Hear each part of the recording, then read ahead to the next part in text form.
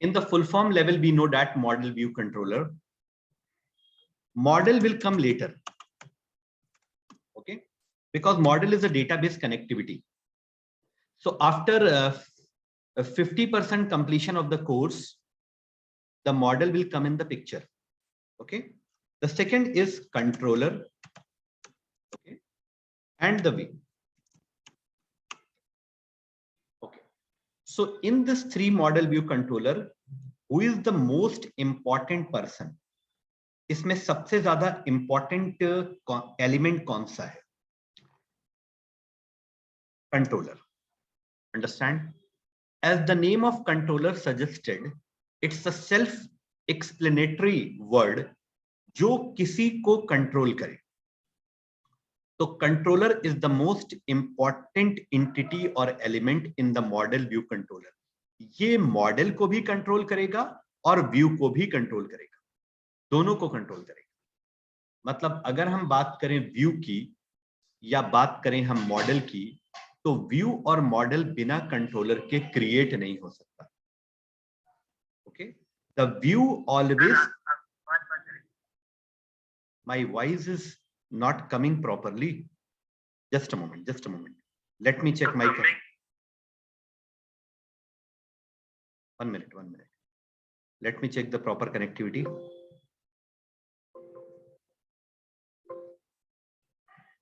Yeah.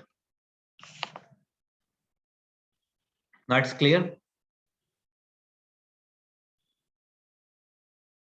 Hello everyone. Am I audible to you properly? कुछ ऐसा हो बताइएगा, फौरन मुझे मैसेज करिए, ठीक है? I will immediately reply to you. Okay, so मैं बता रहा था कि मॉडल व्यू कंट्रोलर में the controller is the most important element.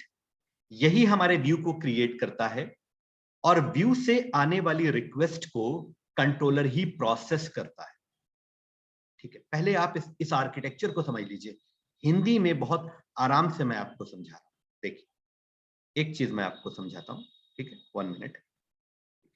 देखिए क्या होता है एक्चुअली कि जितना भी यूजर इंटरेक्शन होता है वो व्यू से होता है. मतलब जितने भी हमारे फॉर्म्स होंगे, हमारा डेटा फीड होगा यूजर के थ्रू, वो व्यू में आएगा, व्यू के थ्रू आएगा. अब व्यू में यूजर ने अपनी इंफॉर्मेशन तो दे दी, उसका काम खत्म हो गया इंफॉर्मेशन प्रोवाइड करने के बाद. अब डेवलपर का वर्क स्टार्ट होता है इस इंफॉर्मेशन को प्रोसेस करना, मैनिपुलेट करना, डेटाबेस में स्टोर करना, चेक करना कि whether the information is correct और नॉट. तो ये सारा काम मैनेजमेंट ऑफ डेटा का वो कंट्रोलर करता है. क्लियर? तो कंट्रोलर के 2 काम होते हैं. The very first work is to create a view. एक व्यू क्रिएट करके यूजर को देना, creation of the view. Okay, कैसे क्रिएट होगा इस पर हम बाद में आएंगे. You don't worry about that, वो सब आज होगा.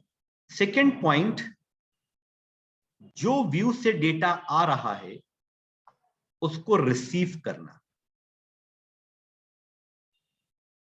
और रिसीव करने के बाद उस डेटा को प्रोसेस करना और ये डिसाइड करना कि ये डेटा डेटाबेस में जाना चाहिए या नहीं जाना चाहिए. This is all about the complete decision of the controller. Okay, understand? Okay, इतनी बात आपने समझ ली. अच्छा, अब अगर हम मॉडल व्यू कंट्रोलर की बात करें तो सबसे पहले यूं समझ लो, अगर हम अपने कॉलेज की बात करें, अपने कॉलेज की, तो controller is a teacher, view are the student, और मॉडल हम ले लेते हैं मैनेजमेंट, जो रिजल्ट वगैरह मैनेज करते हैं उनको हम ले लेते हैं. ठीक है, बट कंट्रोलर ही मैनेजमेंट के पास रिजल्ट को भेजता है स्टूडेंट्स इंटरेक्शन के बाद. तो इन तीनों में सबसे पहले हम क्या क्रिएट करते हैं? तो मॉडल व्यू कंट्रोलर में, not even in the Microsoft MVC, in all the technologies of the MVC, Java, Laravel, PHP, REST API, जहां भी आप जाएं, सबसे पहले आपका कंट्रोलर क्रिएट होता है. मतलब जब तक कंट्रोल करने वाला नहीं आएगा तब तक हम आगे का प्रोसेस नहीं कर सकते. तो first of all we create a control. Understand? अब हम कंट्रोलर के बारे में बहुत आराम से कुछ थोड़ा सा लिख लेते हैं. What is control? Okay, question mark. ये वो नोट्स हैं जो आपकी नॉलेज के लिए क्रिएट किए जा रहे हैं, और बाकी इनसे भी आप अपने एग्जामिनेशन में लिख सकते हैं, और बाकी मैं आपको भी नोट्स प्रोवाइड करूंगा। ओके, तो what is controller? As we know that C# and ASP.NET technologies are purely object oriented. Understand, very important point. हम जानते हैं कि C# और ASP.NET की टेक्नोलॉजीज, चाहे वो आपकी ASP.NET हो या फिर आपकी ASP.NET MVC हो, दोनों ही आपकी प्योरली ऑब्जेक्ट ओरिएंटेड कॉन्सेप्ट पर बेस करती है। और ऑब्जेक्ट ओरिएंटेड कॉन्सेप्ट का मतलब होता है class and object. That's it. Normal language में अगर हमने बात करी, class and object. Okay, and other principles also like inheritance भी सपोर्टेबल होगा, ये सारी चीजें। ठीक है, तो अब हम बात करते हैं कि व्हाट इज कंट्रोलर। तो controller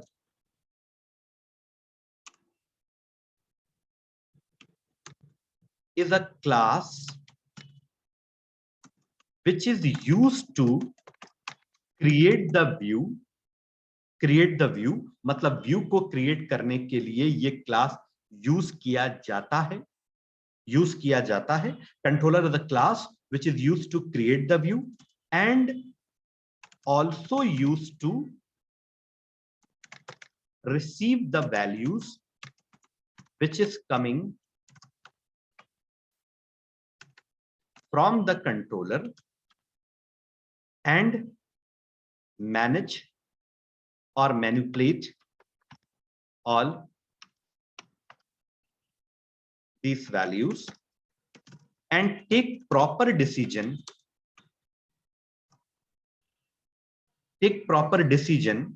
whether this data should be stored in the database or not. Some people are writing, that's very good. आप लोग लिख लीजिए।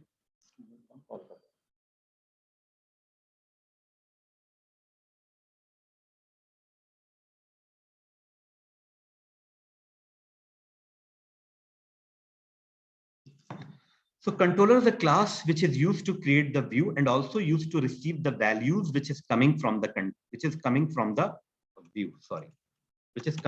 view and manage or manipulate all these values and take proper decision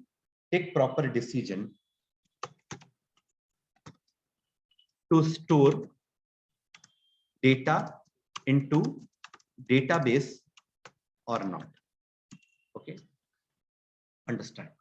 इतनी बात हमने समझ ली। ठीक है, तो क्लास। अब यहां पर एक बात और इंक्लूड करेंगे हम।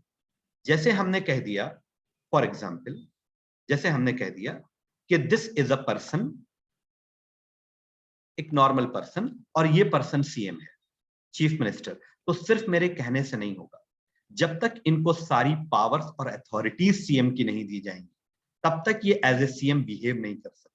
तो हम यहां कह रहे हैं कि controller is a class, it's a normal simple class. लेकिन ये एक्चुअल में कंट्रोलर तब बनता है जब ये क्लास कंट्रोलर की पावर्स को इनहेरिट करे, जो कि हमें नहीं करना है लेकिन हमें मालूम होना चाहिए। तो कंट्रोलर तभी क्रिएट होता है। हाँ, यस सर, आपकी आवाज कट रही है, नहीं समझ में आया था अभी। अच्छा, okay, I will repeat my statement. आपकी आवाज कट रही है। I will repeat my statement. Yes, 1 minute.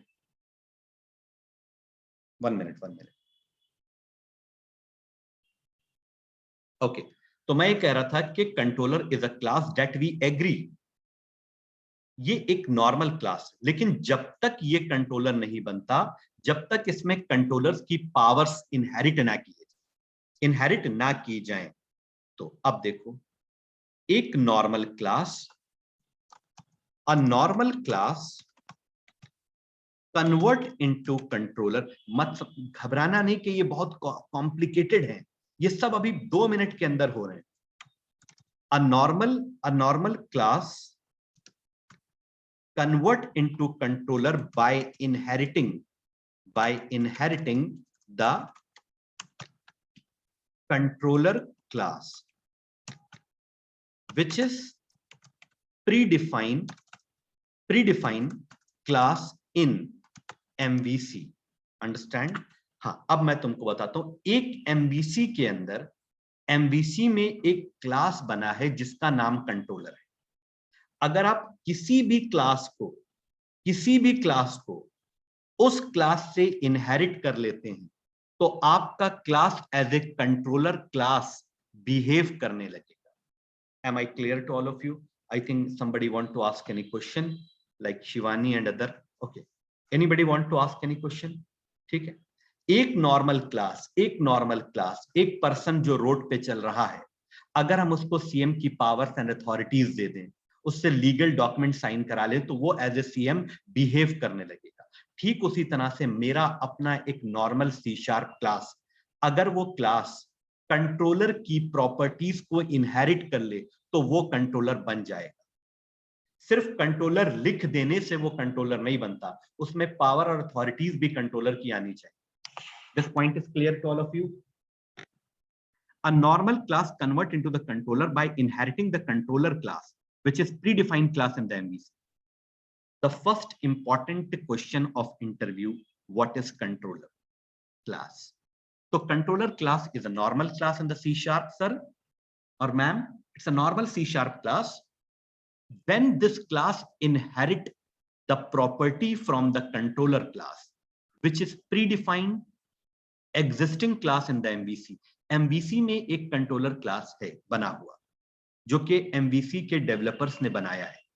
जब हम अपने क्लास को उस क्लास से इनहेरिट करा देते हैं तो हमारा क्लास कंट्रोलर बन जाता है, और उनमें उस क्लास में दूसरों को कंट्रोल करने की कैपेबिलिटीज आ जाती हैं। कैसे होगा? बस अभी just in 2 minutes we are creating the ground. Understand? This point is clear to all of you? Any doubt? No sir. देखो MVC में सिर्फ एंट्री लेना ही बस थोड़ा सा वो है, बाकी अपने एक बार एंट्री ले ली तो कोई प्रॉब्लम, ठीक है। अच्छा, अब the by default controller in MVC is home. मतलब अगर आप होम से कोई कंट्रोलर बनाते हैं तो ये आपका बाय डिफॉल्ट कंट्रोलर, जिसको MVC बिना किसी फॉर्मेलिटी के एग्जीक्यूट करा देता है। बट इसका मतलब ये नहीं है कि हम होम के अलावा किसी और नाम से कंट्रोलर नहीं बना सकते, कोई प्रॉब्लम नहीं, और हम बनाएंगे। बट बाय डिफॉल्ट जो है वो कंट्रोलर जो बनता है वो होम नाम से by default. The by default view in MVC is called index। ये दो बाय डिफॉल्ट नाम दे दिए, अंडरस्टैंड? जो कि जैसे आपने कहा कि हमने अगर C# की प्रोग्रामिंग की तो बाय डिफॉल्ट हमारा पहला function public static void main होता है। क्या है कि ये पहले से कॉन्फ़िगर्ड है C# के अंदर, वो इसको जानता है, समझता है, और आपका सबसे पहले यही फंक्शन एग्जीक्यूट होता है। तो इसी तरह से MVC के अंदर सबसे पहला कंट्रोलर आपका होम ही रन होता है। ओके, बस अब ज्यादा थ्योरी नहीं। अब देखो हम लोग MVC में एंटर कर रहे हैं, तो MVC में एंटर करने के लिए सबसे पहले आप एक फोल्डर क्रिएट कर लीजिए D ड्राइव में, फोल्डर क्रिएशन, ओके, ताकि आपका सारा डेटा एक जगह पर सेंट्रलाइज रहे। हमारे सारे MVC के जितने भी हमारे प्रोग्राम्स हैं वो सब इस फोल्डर के अंदर है, कुछ डिफिकल्ट नहीं, ठीक है। डिफिकल्ट तब होता है जब आप कोई क्वेश्चन नहीं पुटअप करते हैं, इसको एक कहानी की तरह सुनने, तो वो थोड़ा डिफिकल्ट, ठीक है। आप पूछिए क्वेश्चन, हम रिप्लाई करेंगे, ओके। अब देखो, तो सबसे पहले माय फर्स्ट स्टेप इज, अगर आप मेरा नेमिंग कन्वेंशन फॉलो करना चाहते हैं दैट्स वेरी गुड। चलिए हम लोग यहाँ पर कुछ नहीं देखिए, ठीक है। अब यहाँ पर हमने एक फोल्डर क्रिएट कर लिया, ठीक है, MVC नाम से, और MVC के बाद हम कुछ एक नाम ले लेते हैं, चलिए ठीक है। और यहाँ पर इसके अंदर कुछ है, ठीक है, इसको मैं रिमूव कर देता हूँ। ये तो सिर्फ मैंने एक टेस्टिंग फोल्डर क्रिएट किया था, इसको मैं रिमूव कर लेता हूं because I have to take this name MVC project. Okay, तो हमारा नाम होगा MVC प्रोजेक्ट। ओके, 1 सेकेंड, मैं मैग्नीफाई करके आपको दिखा रहा हूं। Okay, it's a simple process, आपके लिए कुछ नहीं। ठीक है, एक फोल्डर आपने क्रिएट कर लिया MVC project, but this project is going to be very important. अगर आप ये नहीं करेंगे तो एक फाइल आपकी C ड्राइव में सेव होगी, एक फाइल आपकी D ड्राइव में सेव होगी, एक E में सेव होगी, एक डेस्कटॉप पे सेव होगी, then all your data in scatter form. तो हम चाहते हैं कि सारा डेटा हमारा एक ही जगह पर स्टोर, ताकि कल को अगर हमें स्टडी करनी हो तो हम इसी फोल्डर की स्टडी करें। तो MVC प्रोजेक्ट इस नाम से आप एक फोल्डर क्रिएट करें। Hope this work has been done. जो लोग मेरे साथ प्रैक्टिकल कर रहे हैं वो तो बहुत अच्छा, दैट्स वेरी गुड। अगर हमारी आपकी स्पीड मैच हो जाए और साथ में प्रैक्टिकल कर लें तो बहुत अच्छा। ठीक, अब देखिए, now we have to start visual studio. ये आपकी स्पीड पे डिपेंड करेगा, थोड़ा सा टाइम लेता है, जल्दी भी ओपन हो सकता है। ओपन हो गया। अब क्या करना है? What is the next step? What is the next step? वो फोल्डर जो मैंने क्रिएट किया है उसमें आपके बनाए हुए प्रोजेक्ट स्टोर होंगे। अंडरस्टैंड? वो आपके MVC के बनाए हुए प्रोजेक्ट को स्टोर करेगा, बट MVC का प्रोजेक्ट हमें यहां क्रिएट करना पड़ेगा। तो फाइल में आप जा सकते हैं, न्यू। अब यहां पर दो चीजें आपको मिलेंगी, प्रोजेक्ट एंड वेबसाइट। जब हम ASP.NET में काम करते हैं, ASP.NET की बात कर रहे हैं, तो हम जाते हैं वेबसाइट। जब हम लोग ASP.NET MVC में वर्क करते हैं तो हम जाते हैं प्रोजेक्ट में। अंडरस्टैंड? आप चाहे लिख लीजिए या समझ, तो प्रोजेक्ट में। अंडरस्टैंड? अब प्रोजेक्ट में इधर वाल देखो, टेम्पलेट्स आ रहे हैं। ठीक, इधर वाल left hand side you will get all the templates. ठीक है, ये हो गए टेम्पलेट्स। अंडरस्टैंड? Okay, done. फिर से अच्छा, एक चीज हम और क्लियर कर दें आपको, एक चीज, बस एक चीज स्मॉल, क्योंकि उसकी जरूरत आगे है, लेकिन हमें डिसीजन स्टार्टिंग में ही लेना होगा। मैं बता दूं आपको, व्यू इंजन, नाम बड़े बड़े हैं बस इसमें, लेकिन कुछ है नहीं। व्यू इंजन, व्यू इंजन क्या होता है? ठीक है, देखो, बस 2 सेकंड की बात है, ओनली फॉर अ सेकंड। इसको अभी हम कैंसिल कर देते हैं, आई विल कम अगेन। ठीक है, मैंने आपके सामने डेस्कटॉप पे एक फोल्डर क्रिएट किया था MVC। ये हमारा एक्चुअली जो फोल्डर है, इसमें हमारे नोट्स होंगे, हमारा सारा स्टडी मटेरियल होगा इस फोल्डर। ठीक है, इसका हमारे MVC के बनाए हुए प्रोजेक्ट से कोई मतलब नहीं, सब ऑफलाइन फोल्डर, इसमें सब हम अपने डॉक्यूमेंट्स रखें। Okay, notes. हमने HTML के अंदर गए थे और HTML में जाने के बाद हमारी एक फाइल थी ये वाली। लास्ट लेक्चर को हम एक बार रिकॉल करना है। ठीक है, और यहां पर हमने कुछ वर्क अपना किया था। अंडरस्टैंड? ये हमारी जो है वो एक HTML की फाइल है, करेक्ट? और इसको जब हम ओपन कर रहे थे तो ये सबलाइन में ओपन हो रही थी। ओके, अब देखो यहां पर तुमको एक बात बहुत इंपॉर्टेंट समझना है, बहुत इंपॉर्टेंट बात है। ठीक है, इसमें सारे टैग HTML से रिलेटेड हैं। देखो, body tag, heading tag, HR tag, H2 tag, ये सब आपके HTML से रिलेटेड है। Centre tag, anchor tag, image tag, these are all the tag related to the HTML, correct and agree? But अगर मान लो हम एक ऐसी सिचुएशन में आ जाएं कि हमको इसी HTML के अंदर बीच में कहीं पर somewhere in between of the HTML tag, मतलब HTML टैग के बीच में कहीं पर हमको C# के कोड लिखने हैं। I want to execute some loop, I want to put some conditions and I want to manipulate some string, ऐसा कुछ करना हो। मतलब I want to integrate, अगर हम एक प्रोफेशनल लैंग्वेज में बात करें तो I want to integrate some C# code in between HTML page. Understand? तो अभी ये HTML पेज C# के कोड को अलाउ नहीं करेगा. Sir, for example, just a moment, अगर मान लो मैंने टेबल के नीचे यहां पर एक HR देने के बाद एक लूप चला दिया for I is equal to I less than equal to 10 and I plus plus, और यहां पर एक ब्रैकेट लगा दिया, ठीक है, और यहां लिख दिया console डॉट राइट लाइन और I. It just a normal C# code. तो अब क्या करेगा ये, इसको एज ए टेक्स्ट मानकर स्क्रीन पर एज इट इज डिस्प्ले करने की कोशिश करेगा. He will try to display as it is. 1 second, please.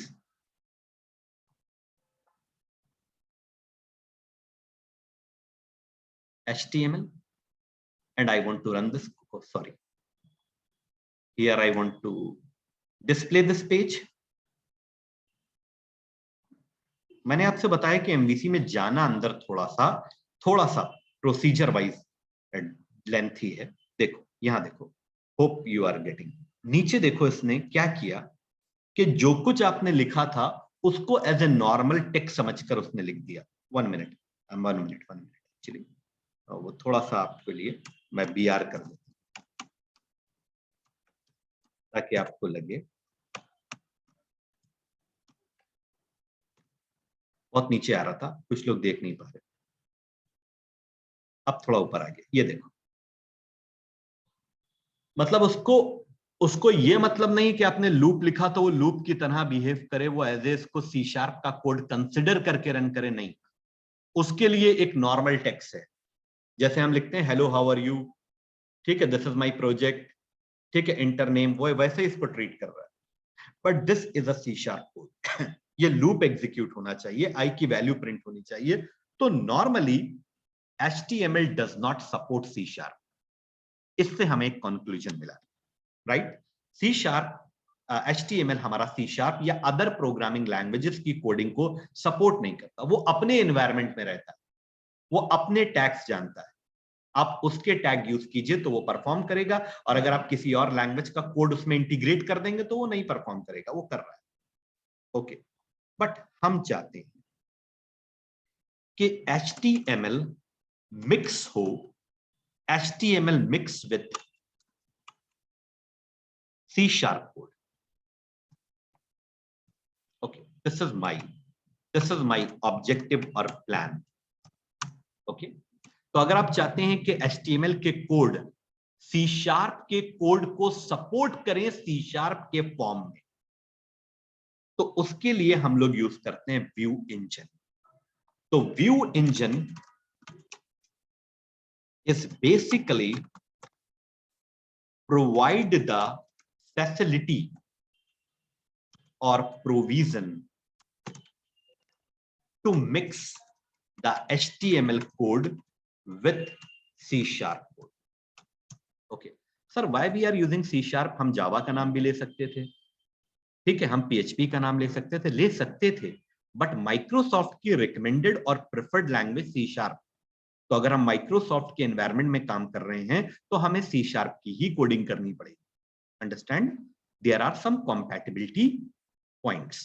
Okay, so view engine is basically provide the facility or provision to mix the HTML code with C# code. Okay, this point is clear. तो sir कौन से view engine हैं जो ऐसा करते हैं?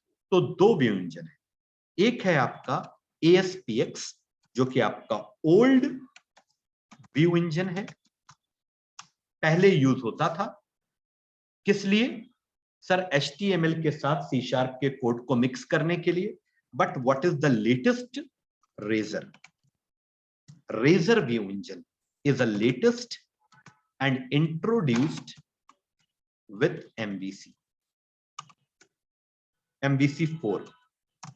MVC4 के साथ रेजर आ गया. तो रेजर का यूज करना कई चीजें हैं, मैं आपको इसके बारे में पूरे नोट्स हैं, बस यहां पर एक चीज बता दें. रेजर को यूज करना एक तो इजी है, दूसरा बात ये फास्ट है। तीसरा बात ये है कि ये आपके स्क्रिप्टिंग अटैक्स को, एसक्यूएल इंजेक्शंस को, ठीक है, पूरी तरह से आपके प्रोग्राम को इन एसक्यूएल इंजेक्शन से और इस तरह के साइबर अटैक से सिक्योर करता है। Security point of view, performance point of view and syntax point of view से रेजर व्यू आपका बहुत इजी। बट फिर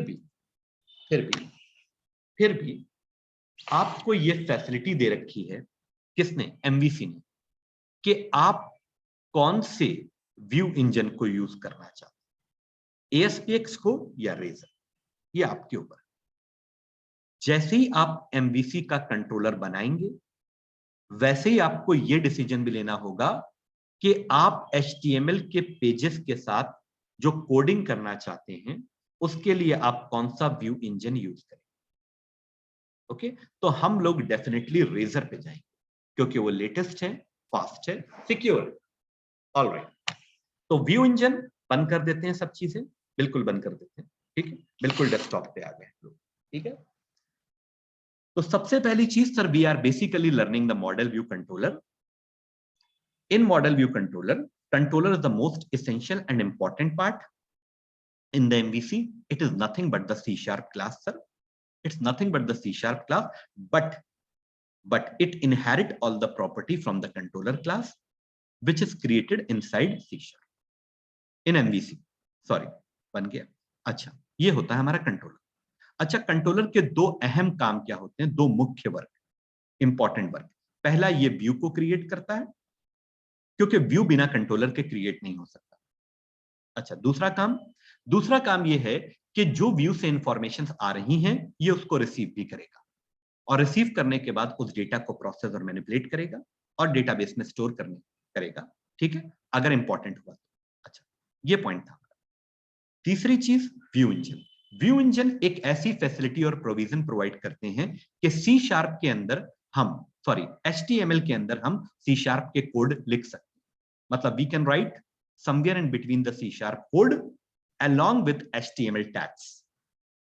Okay, HTML tags के साथ हम C# के कोड भी लिख सकते हैं, और वो लिखने की फैसिलिटी हमको व्यू इंजन देते हैं। ओके, नाउ एक बार फिर से हम लोग आ जाते हैं, और न्यू में जाने के बाद हमने प्रोजेक्ट पे क्लिक किया।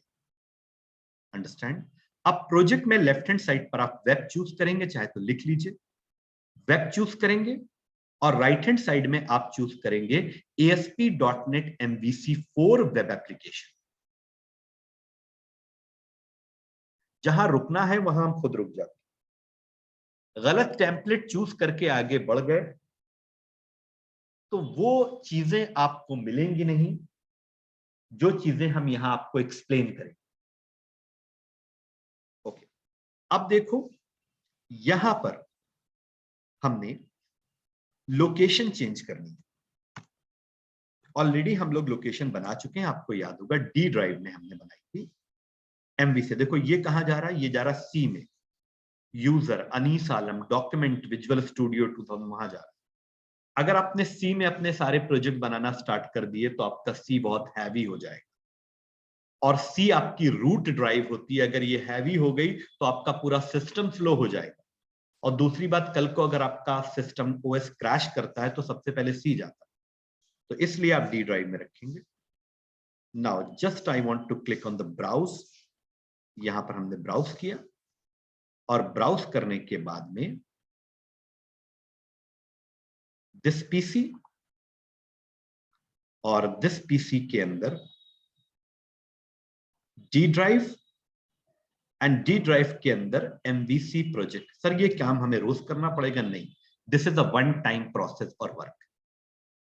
शुरू में बस सेटअप में टाइम लगता है, इसीलिए मैंने कहा आज की क्लास इंपॉर्टेंट है। Okay, now select the folder. Understand? अब ये कह रहा है कि कोई एक सूटेबल नेम आप दे दीजिए, अगर आप देना चाहें तो, ठीक है, नहीं तो हमने तो MVC एप्लीकेशन 1 ले रखा है, no problem. I just want to go with MVC application 1। आप चाहें तो चेंज कर लीजिएगा, जैसे MVC डेमो 1 कर लीजिए।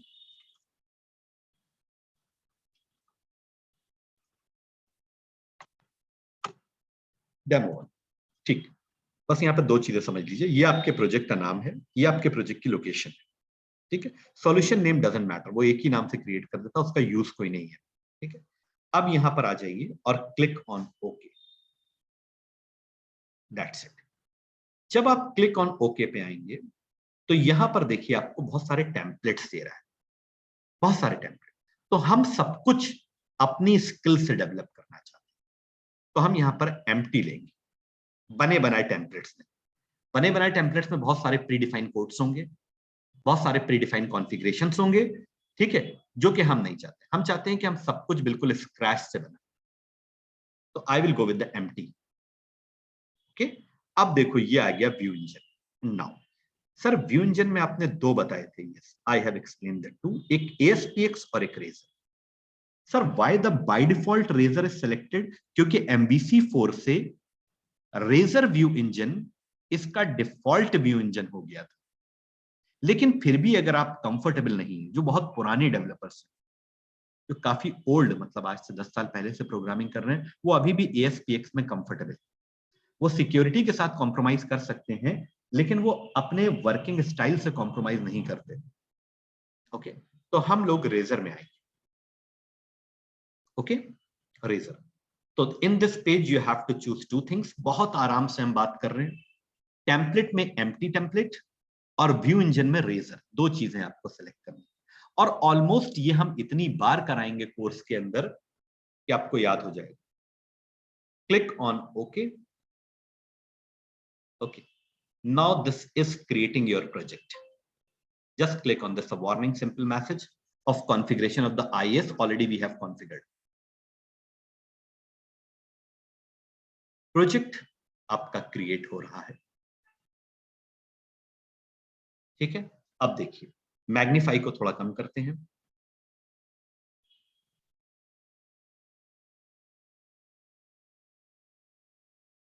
ओके, बन गया। देखो कैसे हम आइडेंटिफाई करें कि हम सही जगह पर हैं, सही एनवायरनमेंट में। देखो मैग्नीफाई, 3 फोल्डर्स आपको मिलने चाहिए, model, view, controller. These 3 container must be exist. और एक चीज और, APP स्टार्ट, और इसमें मिलेगा आपको रूट कॉन्फिग, जो कि बहुत इंपॉर्टेंट है, बहुत इंपॉर्टेंट है। ये सब हम बताएंगे आपको जब भी आप किसी इंडस्ट्री में वर्क करेंगे, लाइक किसी बड़ी कंपनी में, तो आपको इस रूट कॉन्फिग की इंफॉर्मेशन बहुत अच्छी होनी चाहिए। यहां से हम पूरे पूरे रूट्स बनाएंगे, ठीक है। यानी कि जिस साइट को आप चाहेंगे रुक जाएगी जो पेज, और जो पेज आप चाहेंगे अलाउ होगा। तो बहुत सारे काम यहां पर होंगे। आप देखिए कंट्रोल, ठीक है। तो सबसे पहले आपका मेन फोकस, हाँ मैं ये बता रहा था कि ऐप स्टार्ट के अंदर आपका रूट कॉन्फिग होना चाहिए, कंट्रोलर फोल्डर होना चाहिए, व्यू फोल्डर होना चाहिए, मॉडल फोल्डर होना चाहिए। अगर ये सब चीजें आपको दिखा रही हैं तो ये इस बात को इंडिकेट करती हैं कि आपका विजुअल स्टूडियो प्रॉपरली इंस्टॉल्ड है, okay. Now I just close it, और यहां पर आप कंट्रोलर पे राइट क्लिक करेंगे, हम भी कर रहे हैं आप भी करिए, और उसके बाद add, because you are going to create a controller. Now you have to click on, सबसे पहले हम कंट्रोलर क्रिएट करेंगे, ठीक है। और कंट्रोलर क्रिएट करने के बाद ये आपसे कह रहा है कि सर आप कोई एक नाम रखना चाहते हैं, यस, ठीक है। तो कंट्रोलर का नाम, जितना पार्ट आपका सिलेक्टेड है ब्लू से, जितना पार्ट आपका सिलेक्टेड है ब्लू से, आप उसको रिमूव कीजिए और इसका नाम रखिए home, because my first by default controller should be home, home होना चाहिए, ठीक है। बाकी आपको कोई और नाम रखना वो आप रख लीजिएगा, हम रखवाएंगे, बट अभी आपको होम रखना। अगर आप होम नहीं रखेंगे तो आपका प्रोजेक्ट रन नहीं होगा, क्योंकि जितने भी रनिंग कॉन्फ़िगरेशंस हैं, मैं फिर आपको बता दूं कि जो भी रनिंग कॉन्फ़िगरेशन है MVC के अंदर, उसमें उसने होम को सबसे पहले एग्जीक्यूट कराने का कोड लिखा है। सबसे पहले आपका होम कंट्रोलर ही एग्जीक्यूट, ओके। अब देखो सर आप कह रहे हैं, हमें आपके कहने पर बिलीव नहीं है कि बाय डिफॉल्ट होम होता है, कहीं कुछ ऐसा लिखा भी तो होगा, कहीं कुछ ऐसा डॉक्यूमेंटेड भी तो होगा कि एमवीसी बाय डिफॉल्ट होम को प्रेफरेंस देता है। मैं दिखाऊंगा भी, ठीक है। Just I want to click on add, तो your controller is created. Okay, बन गया। अंडरस्टैंड? अब देखो, मेरी डेफिनेशन को फॉलो करो। सर कंट्रोलर एक क्लास था जो के कंट्रोलर जो के कंट्रोलर क्लास की प्रॉपर्टी को इनहेरिट करके बनता है। ये क्या है सर? ये एमवीसी के अंदर एक कंट्रोलर क्लास है। जब भी कोई क्लास इस क्लास से इनहेरिट होता है तो वो कंट्रोलर बन जाता है। Sir what this sign indicating? चलते हैं हम लोग 2-3 सेमेस्टर्स पीछे। ये साइन इंडिकेट कर रहा था इनहेरिटेंस को। यस, इसका मतलब है कि your home controller is taking और इनहेरिटिंग और acquiring the property from the controller. Understand? जब तक आपका क्लास इस कंट्रोलर से प्रॉपर्टी इनहेरिट नहीं करे, तो सर क्या हमें कराना होगा? नहीं। जितने भी कंट्रोलर आप बनाएंगे उसके सामने ये कोड लिखा होगा, but you should know the meaning of that. लिखा होगा, ठीक है। अंडरस्टैंड? यहां तक आप पहुंचिए एंड गिव मी 1 मिनट। मुझे 1 मिनट का समय दीजिए। I will get back to you in 1 minute. जब तक आप यहां तक पहुंचिए 2-3 बार।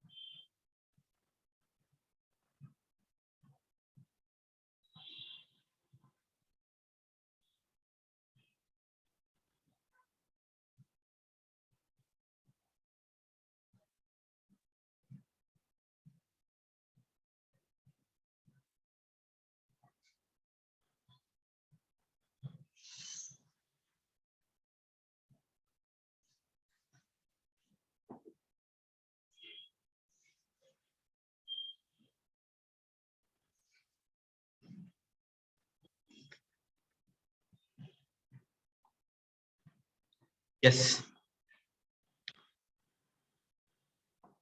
Want to continue?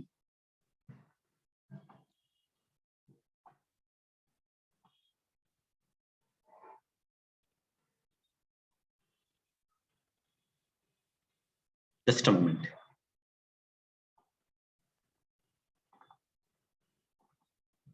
Okay.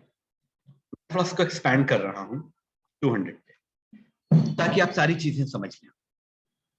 See, this is my default controller. Name is home. Okay. अब अगर हम अपने प्रोजेक्ट को रन करना चाहें, प्रोजेक्ट का एग्जीक्यूशन करना चाहें, तो एग्जीक्यूशन के लिए यहां पर एक बटन है जिस पर आप क्लिक करके अपने प्रोजेक्ट को रन कर सकते हैं. ऊपर डीबग के ठीक नीचे प्ले बटन. जैसे ही आप इस पे क्लिक करेंगे आपका प्रोजेक्ट रन हो जाएगा. ओके. अभी क्या किया है हमारे प्रोजेक्ट के अंदर, सिर्फ कंट्रोलर है. Only we have a controller. Okay. अब अगर हम इसको रन करते हैं, then I am very much sure nothing will come on screen. कुछ भी स्क्रीन पर नहीं आएगा. And might be some error will occur. It is running. The first page is running. पहले पेज को रन करने में थोड़ा टाइम लगता है. आ गई एरर. ठीक. अब इस एरर को समझना है. ठीक. क्योंकि एरर से हमें सीखने के मौके मिलते हैं. बहुत सारी चीजें देखो, लिखा है कि द व्यू इंडेक्स और it's master page. Master page पे हम come on later. View index was not found. इसका मतलब यह कि आपने कंट्रोलर तो बना लिया है, दैट्स ओके, इसलिए आप इस इंफॉर्मेशन तक पहुंच पाए. लेकिन कंट्रोलर कभी भी स्क्रीन पर व्यू नहीं होता. जब तक आपके पास व्यू नहीं होगा तब तक कोई भी चीज आपकी स्क्रीन पर दिखाई नहीं देगी. तो व्यू का काम होता है कुछ स्क्रीन पर डिस्प्ले कराने का. कंट्रोलर उस व्यू को मैनेज करता है, बट कंट्रोलर खुद स्क्रीन पर डिस्प्ले नहीं होता. It's just like the controller is a kind of director. Director के पास स्क्रिप्ट होती है, ठीक है, पूरी स्टोरी की गाइडलाइन होती है, बट वो खुद एज ए एक्टर प्ले नहीं कर सकता किसी भी मूवी के अंदर. तो हमारे पास कंट्रोलर तो है, बट स्क्रीन पर कंट्रोलर डिस्प्ले नहीं होता. डिस्प्ले करने के लिए हमें व्यू क्रिएट करना पड़ेगा. And view always created through controller. इसलिए हमने कंट्रोलर को पहले बनाया, क्योंकि व्यू की एग्जिस्टेंस बिना कंट्रोलर के नहीं होती. अब क्वेश्चन ये आता है, sir my question is that how we can create the view. देखो, ठीक है, आपको मालूम है कि क्लास कंटेन द मेथड्स और फंक्शंस. और हम ऊपर अभी एडमिट करके आ रहे हैं कि हमारा होम कंट्रोलर एक क्लास है. तो अगर वो क्लास होगा तो ऑब्वियसली उसके अंदर कुछ मेथड्स होंगे, because class is a collection of methods. तो ये देखो, हमारा पहला मेथड है जो कि उसने खुद बना करके दिया है. ये मेथड आपके व्यू को क्रिएट करेगा. मतलब इस मेथड के थ्रू आप एक व्यू क्रिएट कर सकते हैं. और उसका बाय डिफॉल्ट नाम क्या होगा? सर उसका बाय डिफॉल्ट नाम होगा इंडेक्स. तो बाय डिफॉल्ट जो हमारा व्यू क्रिएट होता है उसका नाम इंडेक्स होता है, और बाय डिफॉल्ट जो हमारा कंट्रोलर होता है उसका नाम होम होता है. तो अब सर बताइए how we can create the view. इस मेथड में कहीं पर भी हम राइट क्लिक कर लें, कहीं पर भी एनीवेयर राइट क्लिक कर लें, कहीं पर भी एनीवेयर राइट क्लिक कर लें, बस इस मेथड के अंदर होना चाहिए, बाहर नहीं. इस मेथड के अंदर कहीं भी हम राइट क्लिक कर लें और ऐड व्यू पर क्लिक कर दें, तो इससे एक व्यू क्रिएट हो जाएगा. और व्यू का नाम क्या रखेंगे आप? By default name of the view will be index. Please don't change in the starting lecture. Okay. अब यहां पर आपको इसे अनटिक करना होगा. क्यों करना होगा? ठीक है, एक्चुअली इसलिए करना होगा कि ये जो आपका व्यू है वो किसी मास्टर पेज का पार्ट नहीं.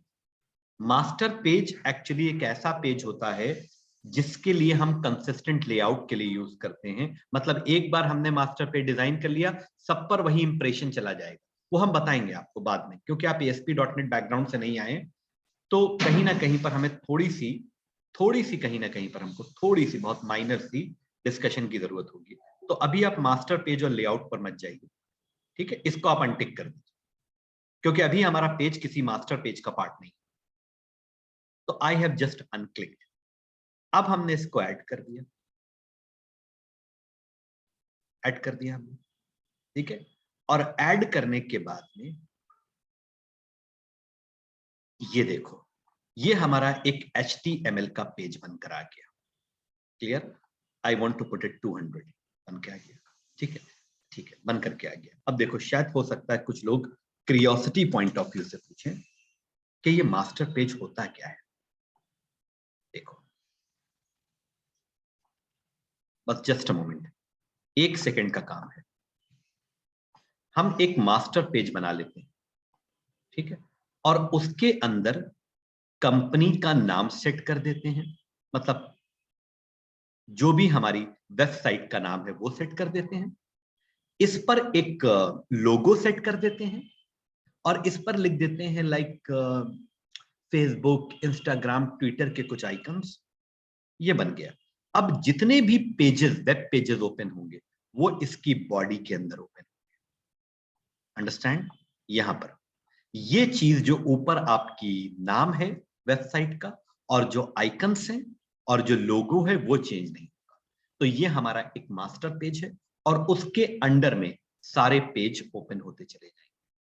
इस कॉन्सेप्ट को हम लोग मास्टर पेज कहते हैं, जो कि हम लेआउट डिजाइन करवाएंगे, लेकिन वो आपका 4th यूनिट में, ओके, ना ही उसकी जरूरत अभी हमें स्टार्टिंग में पड़ेगी। ठीक है, 4th यूनिट में जब हम एक वेबसाइट को शेप देंगे तो वहां पे जरूरत होती है।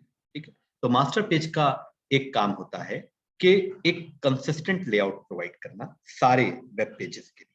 अब सारे वेब पेजेस पे हमको लोगो सेट करना नहीं, वो यहाँ सेट है, वो यहाँ पे सेट है, okay.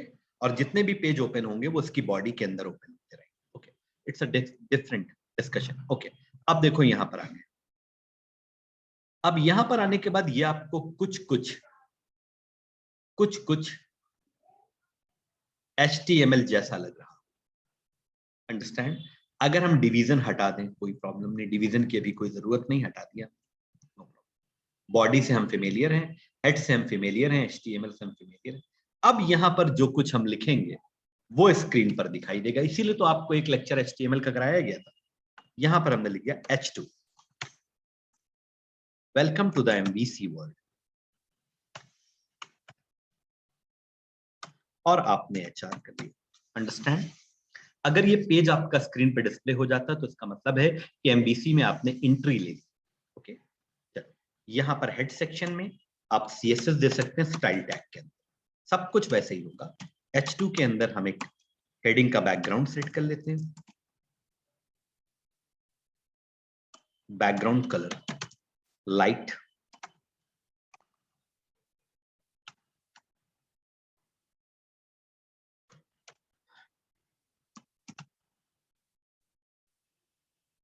Light green, okay, that's it.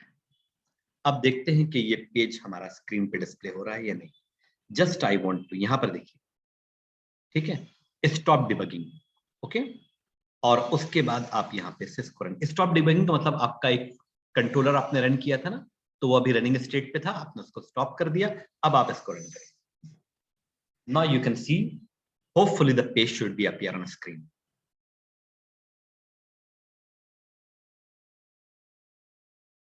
Loading time ले रहा है, ठीक है,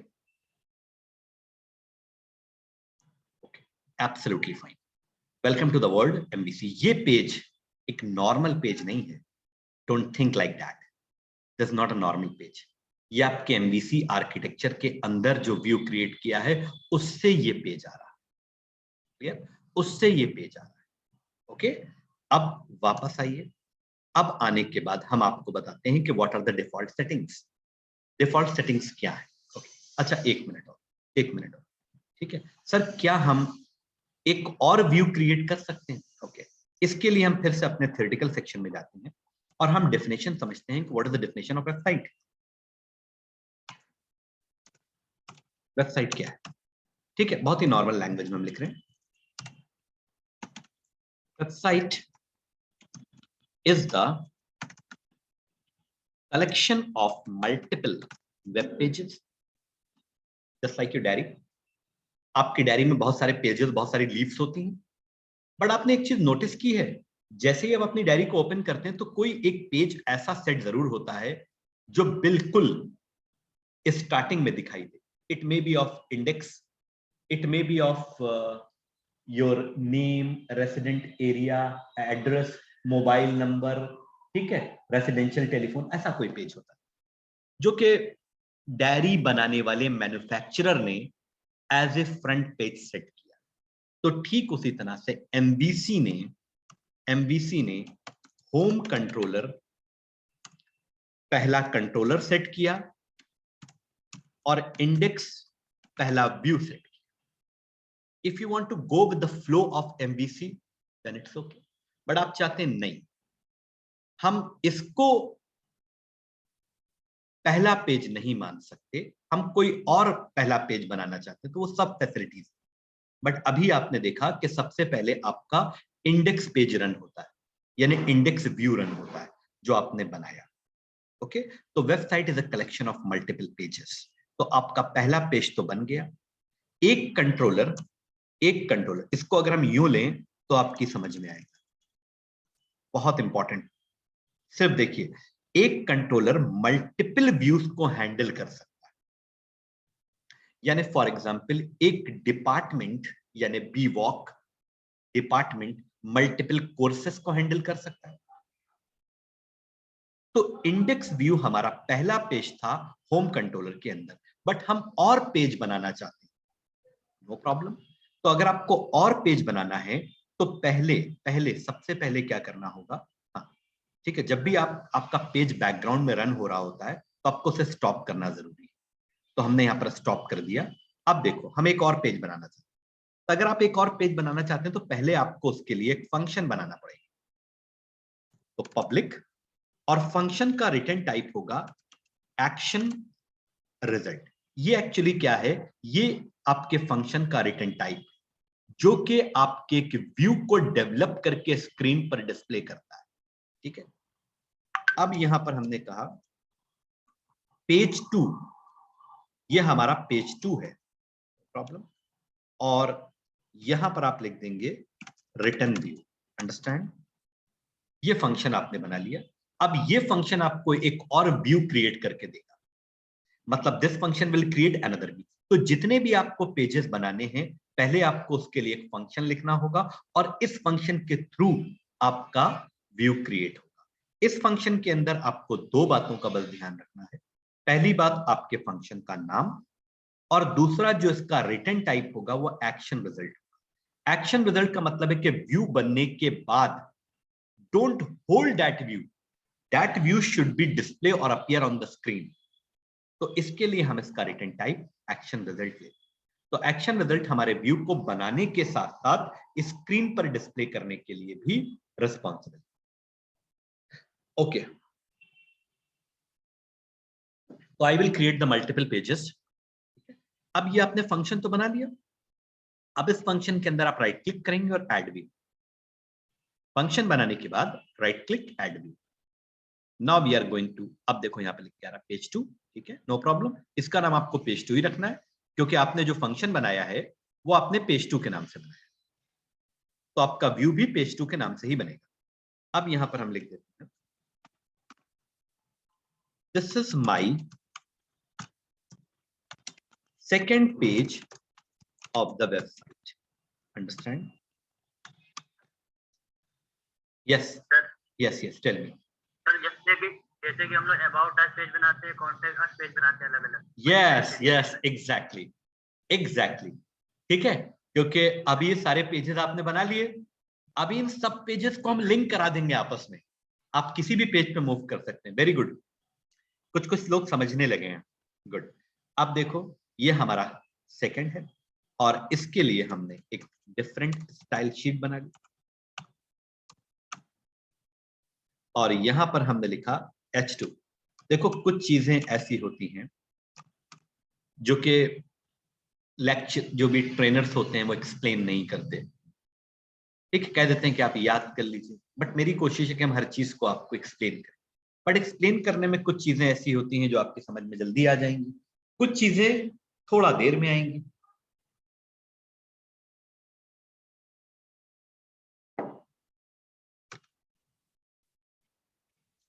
background colour colon light coral, understand, this my second page. अब बताओ कि अभी अभी अगर देखा जाए, इसको सेव कर लेते हैं, सेव ऑल, सारा वर्क हमारा सेव हो गया। तो यहां पर सर हमारा होम कंट्रोलर है, होम कंट्रोलर में एक इंडेक्स व्यू है और एक है पेज टू व्यू। यस, दो पेजेस हैं एक कंट्रोलर के अंडर। एक कंट्रोलर के अंडर में 1000 पेजेस भी हो सकते हैं, 1000 पेजेस भी हो सकते हैं। अब देखो, ध्यान से देखो। अच्छा, अब सर हमारे पास 2 पेजेस हैं। अब अगर हम अपने प्रोजेक्ट को रन करते हैं तो ये वाला पेज रन होगा या ये वाला पेज रन होगा? बाय डिफॉल्ट हमारा हमेशा ऑलवेज इंडेक्स पेज ही रन होता है, अंडरस्टैंड। आप इंडेक्स पेज से पेज 2 पे आ सकते हैं, वो एक अलग बात है, वो एक अलग बात है, अंडरस्टैंड, वो एक अलग बात है। जैसे हमने कहा कि हम एक एग्जाम लेने जा रहे हैं, सारे स्टूडेंट पहले हॉल में कलेक्ट होंगे, ओके, उसके बाद हम बताएंगे किसको कहां जाना है। तो हॉल एक डिफॉल्ट लोकेशन है जो हमने सेट कर रखी है, तो सबको पहले यहीं आना ही है। तो ये हमारी वो डिफॉल्ट पेज है जो सबसे पहले एग्जीक्यूट होगा। उसके बाद आपको जिस पेज पे जाना है वो आप जा सकते हैं, no problem. But by default when your project will run, the index page will be appear first. अब देख लीजिए, आपने 2 पेज बनाए हैं, बट जब आप प्रोजेक्ट को रन करेंगे then your first page will be appear on screen. I am running. इस सबको क्लोज भी करते रहा करिए।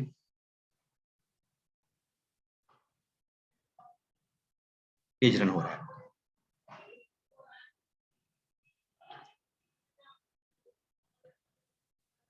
ठीक है।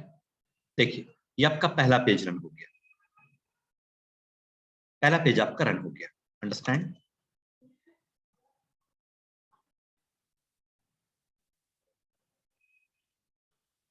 ओके, अब देखो, ठीक है, we are writing how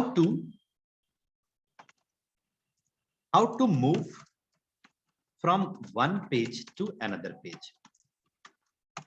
very important concept, how to move और switch, how to move or switch from one page to another page. Number 1, by changing URL or by hyperlink. By hyperlink we can move from one page to another page. By changing the URL we can move from one page to another page. ये जो है changing the URL, ये admin task होता है, मतलब admin जो pages पे move करता है वो चेंजिंग द यूआरएल से मूव करता है। क्लियर? ओके ओके, अंडरस्टैंड, ठीक है। तो मैं बताऊंगा, ठीक है, मैं बताऊं। पहले हम यहां पर एक यूआरएल क्रिएट कर लेते हैं।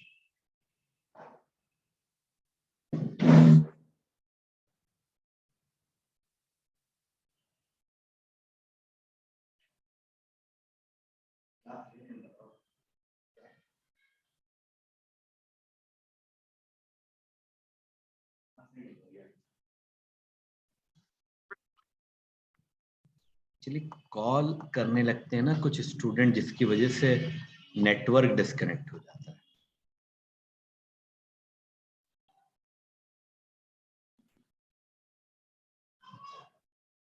ओके, सो अब देखो, हम लोग पहले यूआरएल बना लेते हैं, ठीक है। यूआरएल मेकिंग जब तक बनाएंगे नहीं तब तक मूव कैसे करेंगे? अच्छा, अब देखो, देखो ध्यान से देखना, देखो हमने लिखा home/index। इसका मतलब है I am requesting the index page which is developed, developed inside home controller. Correct? इसका मतलब वो वाला पेज हम ओपन करना चाहते हैं जो होम कंट्रोलर के अंदर बना है.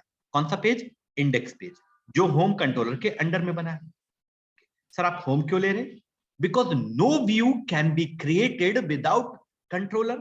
ओके सर, इसका क्या मतलब हुआ? इसका क्या मतलब हुआ? Page 2, I am requesting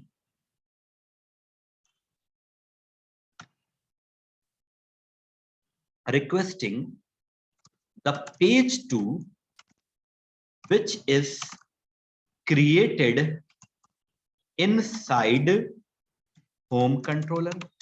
Agree? Can you please tell? This is my URL. Yes, sir. Understand? So sir, can you please do the practical of this? Yes, of course. तो सबसे पहले आपका होम पेज रन हो रहा है. Correct sir. अब हम चाहते हैं कि पेज 2 पे मूव करें, तो ऊपर जो आ रहा है लोकल होस्ट, उसके पर आप राइट क्लिक. एक मिनट देखो भैया, ध्यान से देखना. एरर की रिस्पॉन्सिबिलिटी हमारी तुम्हारी दोनों की है. अगर आता है तो ये मत कहना सर हैंडल करेंगे एरर, हम हैंडल करेंगे. ठीक है, स्लैश लगाया, home slash page 2. Understand? Now we will switch from second page. Absolutely fine. Do you understand? Yes, sir. Okay, one more thing. ये सब बहुत इंपॉर्टेंट है. शुरू के, you will not believe, शुरू के 15 दिन तक आपसे सिर्फ यही कराया जाता है. ठीक है, आप H को स्मॉल कर लीजिए, नो प्रॉब्लम. यहां पर जो होम का नाम है, that's not a case sensitive. तो आप होम को कैपिटल भी कर सकते हैं, स्मॉल भी कर सकते हैं. Okay, do you understand? Yes, sir. ठीक है, पेज 2 का नाम आप पी स्मॉल भी कर सकते हैं और कैपिटल भी कर सकते हैं.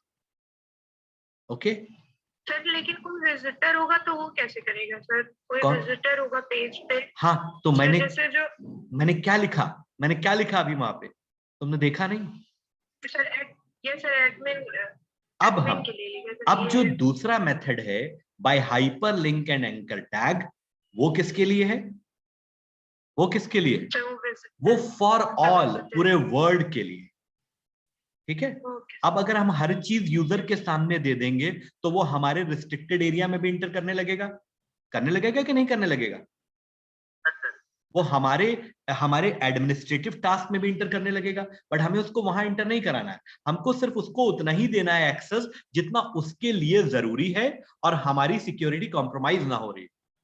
But admin is a super power user, वो तो कहीं भी जा सकता है. ओके, तो this is basically the admin movement. अभी जब तुम लास्ट में प्रोजेक्ट बनाओगे तो तुम्हारी पूरी साइट पर कहीं पर भी एडमिनिस्ट्रेटर सेक्शन नहीं होता. वो यूआरएल चेंज करके ही पहुंचता है. उसको मालूम होता है कंट्रोलर का आइडिया, और एक्चुअली उसको भी नहीं मालूम होता है. डेवलपर्स उसको लिख कर देते हैं यूआरएल के, ये तुम्हारा एडमिनिस्ट्रेटिव यूआरएल है, इससे तुम अपने सेक्शन में एंटर करना, तब वो कर पाता है. Okay fine. चलो अब 1 मिनट, अब हम सबके लिए बना देते हैं एक आम. ठीक है, 1 मिनट. यार ये मैग्नीफाई बहुत बड़ा हो जाता है. Okay, don't worry. ठीक है, नाउ कमिंग बैक. ठीक है, अब वापस आइए. Now just I want to set second is hyperlink. मेरे नोट्स देखा करो तुम. ठीक है, कहीं पर बुक के नोट्स नहीं, ये सब कुछ हम डिस्कशन से क्रिएट कर रहे हैं फॉर ऑल यूजर्स. ओके, चलो हम होम पे आ जाते हैं और यहां पर हमने कहा, ठीक है, यहां पर हमने कहा कि ए href इज इक्वल टू कहां पर मूव करना चाहते हो, /home/page2, ये हमारा URL है। ऑलराइट, अब इसके अंदर हमने लिखा h3, ठीक है, and page2, go to page2, या खाली page2 लिख दो यार, क्या फर्क पड़ता है, page2। अंडरस्टैंड? ओके, ये तुम्हारा एक हाइपर लिंक बन गया। ऑलराइट, नीचे थोड़ा इसको BR करके नीचे कर लो। डेकोरेशन तो तुम कर ही सकते हो, तो सब तुमको मालूम ही है। यहां पर आ जाओ और आने के बाद H3 पर बैकग्राउंड कलर लाइट सियान और with colon 50 pixel. Okay, let me check कैसा आ रहा है। ठीक है, देखो इससे क्या हुआ, एक page2 नाम का एक हाइपर लिंक बन जाएगा। When the user will click on the page2, then the control will be diverted to the page2. Sir, how can you please show? Yes, I will show.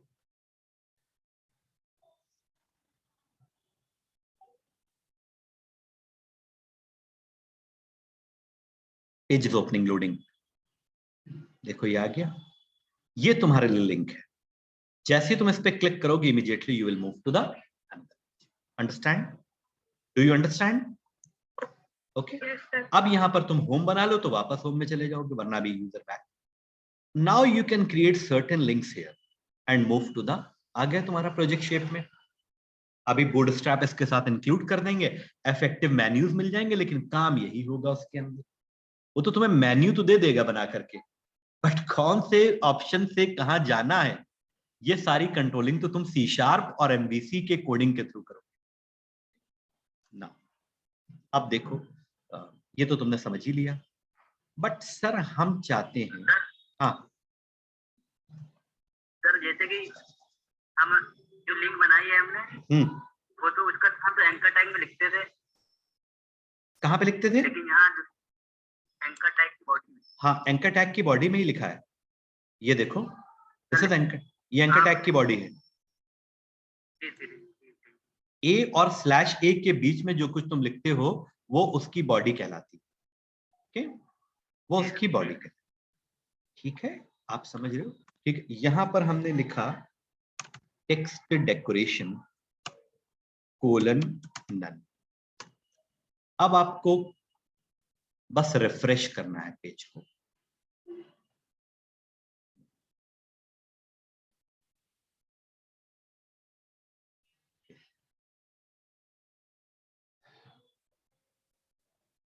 Actually ये अगर आप ऐसे लिखते तो आ जाता, वो बीच में हेडिंग भी आ रही है ना, इसलिए।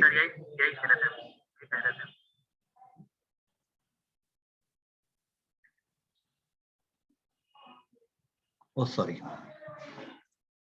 वो एक्चुअली क्या था कि हमने एंकर टैग की बॉडी में हेडिंग 2 लिख दिया था, और हेडिंग 2 थोड़ा सा हमने कहा बड़ा आएगा लिख करके, तो वो मैंने कर दिया था। But you don't worry about that, हम यहाँ पर एंकर टैग बनाएंगे और anchor text decoration :none and font size :22 pixel।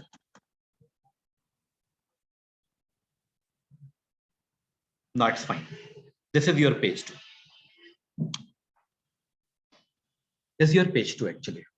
ये आपका पेज 2 हो गया। Okay, page 1, page 2। अब आप जब इस पे क्लिक करेंगे, you can immediately move. Okay, movement is there. Understand? No problem. Okay, fine. तो ये देखा हमने सर, बट अभी भी एक पजल है कि इसका आर्किटेक्चर कहाँ है, कहां पर ये लिखा है कि सबसे पहले होम रन करो। हम चाहते हैं कि सबसे पहले हमारा पेज 2 रन हो। मूवमेंट तो ठीक है, हम जा रहे हैं, बट स्क्रीन पर ही पेज 2 आए, नो प्रॉब्लम। इसके लिए आपको सबसे इंपॉर्टेंट एरिया में ले जा रहे हैं, जहां मेरे बिना अभी मत जाइएगा कुछ दिन तक, ठीक है। ऐप स्टार्ट में route config, this is a most important area where we set the default configuration। यहां से हम लोग डिफॉल्ट कॉन्फ़िगरेशन सेट कर, मैं बता रहा हूं, डोंट वरी, सब होगा अभी। देखो देखो,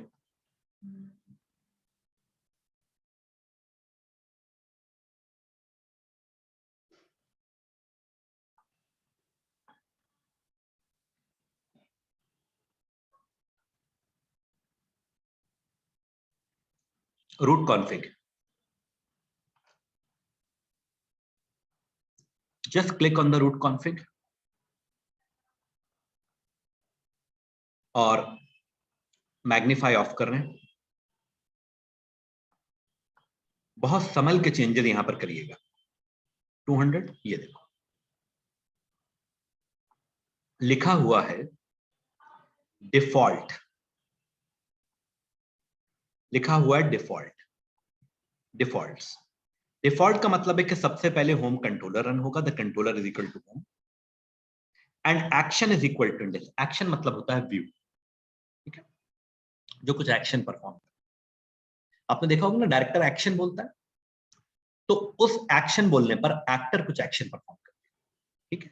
हम चाहते हैं कि होम कंट्रोलर तो ठीक है, बिकॉज हमारे पास कोई ऑप्शन ही नहीं है, एक ही कंट्रोलर है, बट अभी आगे चल करके मल्टीपल कंट्रोलर बनाएंगे और मल्टीपल व्यूज बनाएंगे, बट अभी हमारे पास एक ही कंट्रोलर है, होम कंट्रोलर। बट हम चाहते हैं कि होम कंट्रोलर का इंडेक्स पेज सबसे पहले रन ना हो, पेज 2 रन हो, नो प्रॉब्लम, नो प्रॉब्लम। आप यहां पर पेज 2 कर लो, पेज 2, यानी कि what you are doing my dear student, we are changing the default settings and all the default settings are changed by root config. Second important question of the interview, what is root config? Sir, root config is nothing but the C# file. It's a C# file with the extension CS, with the extension CS. Or in this root configurations, there are some default configurations are there, but we can change according to our need and requirement.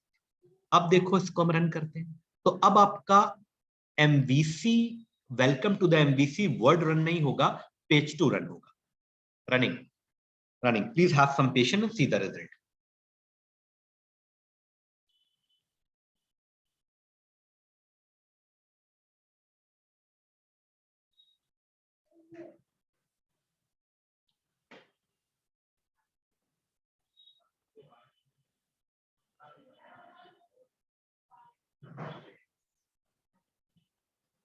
All right,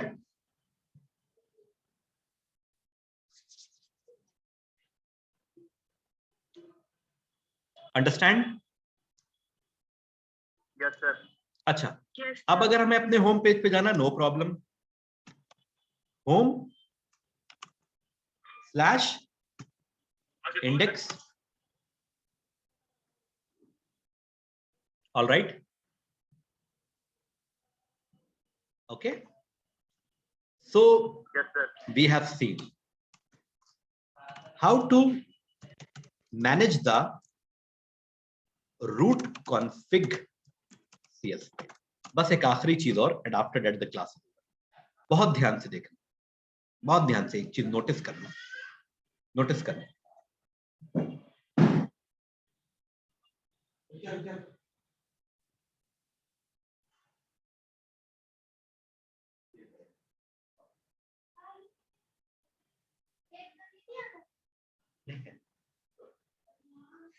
देखो,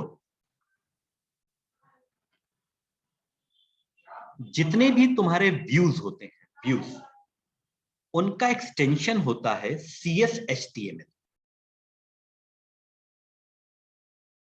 एक very important knowledgeable बात बता रहे हैं। जितने भी तुम्हारे दो तरह के तुमको एक्सटेंशंस मिलेंगे पूरे MVC में, एक .cs मिलेगा और एक मिलेगा .cs HTML। इसके बारे में मैं बता रहा हूं तुमको। इसका मतलब है ओनली,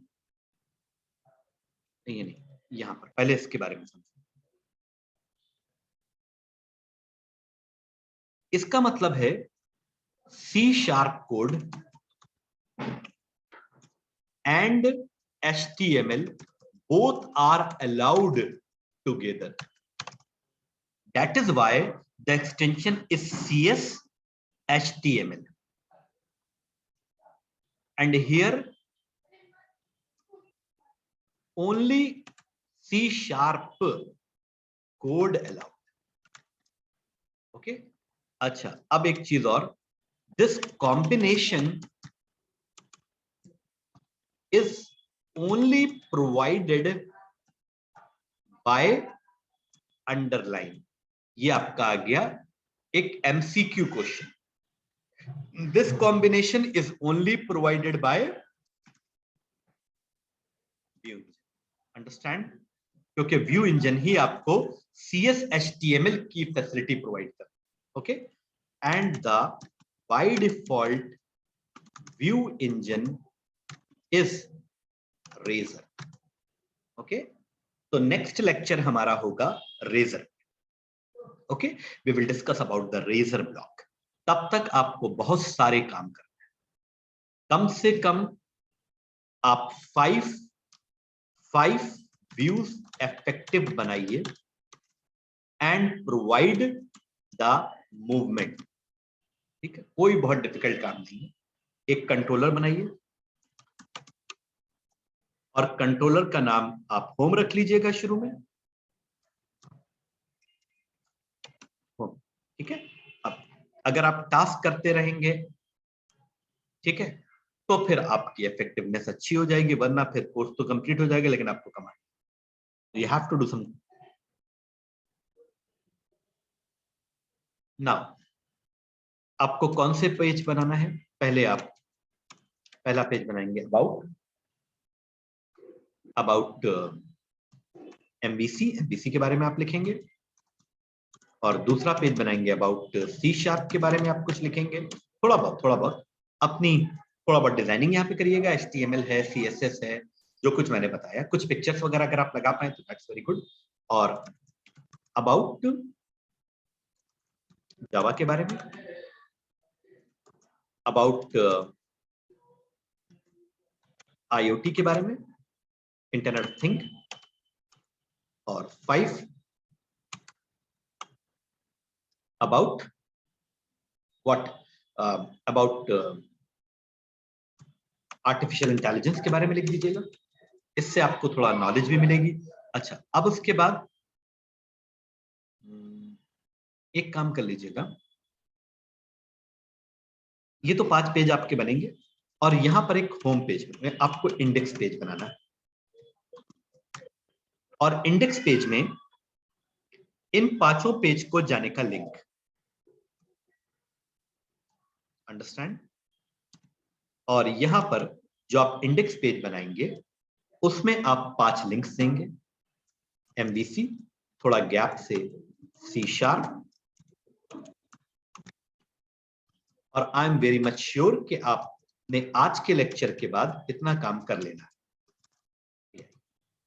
ऑलराइट, ठीक है। इंडेक्स पेज पर ये 4 लिंक होंगे, और इन 4 लिंक्स पर, 5 लिंक्स पर जब आप क्लिक करेंगे तो total how many pages are there? कोई बताएगा कि total how many pages are there? Total 6 pages, right? Including index page. ठीक है, आपको यूं दिया जाएगा कंपनी में टास्क, मैसेज जैसे दे रहा हूं मैं, कंट्रोलर और होम, ठीक है, and pages description, this is your task. तो यहां पर हम लिख देते हैं MVC task based on today lecture। Understand? ठीक है, और ये काम करने में सिर्फ आपको 1 घंटा लगेगा और अच्छे से करने में 2 घंटे। बस आज का दिन है आपके पास, कल का दिन है, और मंडे ट्यूसडे वेडनेसडे मेरा लेक्चर होता नहीं है, बट लेक्चर मेरे कुछ मिस हो गए हैं, तो मैं अभी बिल्कुल हम उस फॉर्म और स्पीड में नहीं पढ़ा रहे जिस फॉर्म और स्पीड में हम पढ़ाते हैं। अभी आप धीरे धीरे इसमें इंटर हुई, ठीक है? ओके, तो ये वाला टास्क हम आपको, हाँ सर हम हर एक पेज में एक्सटर्नल सीएसएस नहीं दे सकते? सॉरी, एक्सटर्नल सीएसएस इंटरनल दे रहे थे ना? हाँ हाँ हाँ, एक्सटर्नल नहीं दे सकते क्या? अभी इसलिए नहीं दे पाएंगे, तो अभी आप एक्सटर्नल सीएसएस दे दीजिएगा। एक्सटर्नल सीएसएस देने के बाद उसको ड्रैग एंड ड्रॉप करना पड़ेगा, लेकिन अभी इन पेजेस पे आप इंटरनल सीएसएस रखिए, क्योंकि अभी किसी को मालूम नहीं होगा एक्सटर्नल कैसे देंगे। एक्सटर्नल के लिए आपको यहां आना पड़ता है, बता रहे हैं।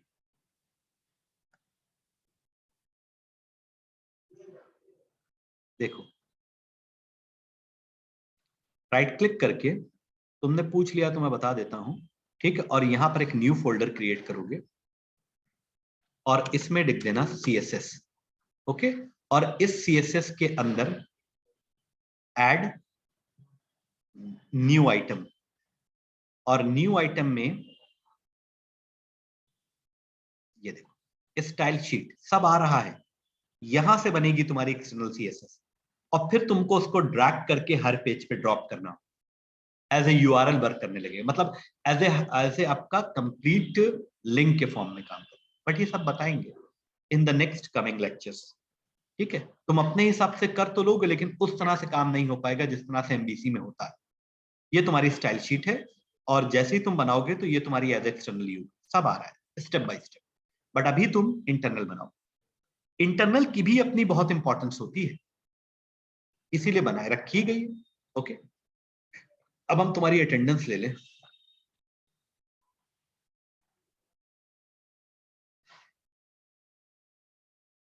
हाँ, आज का लेक्चर जो हुआ है वो मेरे YouTube चैनल पे हम अपलोड कर देंगे।